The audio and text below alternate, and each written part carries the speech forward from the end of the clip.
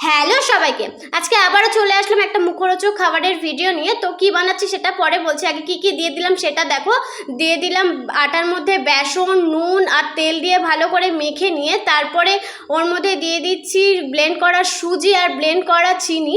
আর চিনিটার মধ্যে একটু এলাচের গুঁড়ো দিয়েছিলাম, সেটা একটু মেখে চুকে দিয়ে দিলাম দুধ দিয়ে একটু মাখতে না একটু প্রবলেম হবে, তো মেখে চুকে এটা বেশি টাইট করা যাবে না, একটু দলা পাকিয়ে আসলে না ছেড়ে দিতে হবে, বেশিক্ষণ মাখা যাবে না।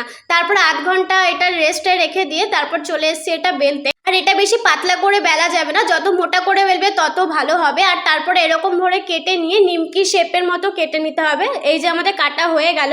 এটা আমাদের ওখানে অনেকে মদন কটকটি বলে, কিন্তু মদন কটকটিটা একটুখানি নোনতা নোনতা হয়, আর এটা একটু আলাদা, মিষ্টি মিষ্টি। আর এই যে প্রথমে তেলে ছেড়ে দিলাম, আমি না চৌকো চৌকো করে কেটে নিয়েছিলাম। আমি ওগুলো ভাজা বসিয়ে দিয়ে এদিকে চলে আসলাম বেনুনি বিস্কুট বানাতে। প্রথমে গোল করে বেলে নিয়ে তারপর সরু সরু করে কেটে নিয়েছিলাম, চাইলে একটু মোটা মোটা করেও বেলতে পারো। তারপরে সামনের দিকে মুড়ে বেনুনি শেপে করে পেছনের দিকেও মুড়ে নিতে হবে। এগুলো আমার ভাজাও হয়ে গেছে, আর এগুলোকে না এখানে শঙ্করপালি বলে। আর আমি বেশ অনেক কটাই বেনুনি বিস্কুট বানিয়ে নিয়েছিলাম, তারপর তেলে ছেড়ে দিলাম। আর এগুলো না একটু লো ফ্লেমে ভাজতে হবে, আর নাহলে ভেতরে কাঁচা থেকে যাবে আর ওপরে লাল হয়ে যাবে। আর এই যে আমার তৈরি হয়ে গেল বেনুনি বিস্কুট আর শঙ্করপালি। দেখেছো কত সুন্দর আওয়াজ হচ্ছে না? আর খেতেও কিন্তু দুর্দান্ত হয়েছিল।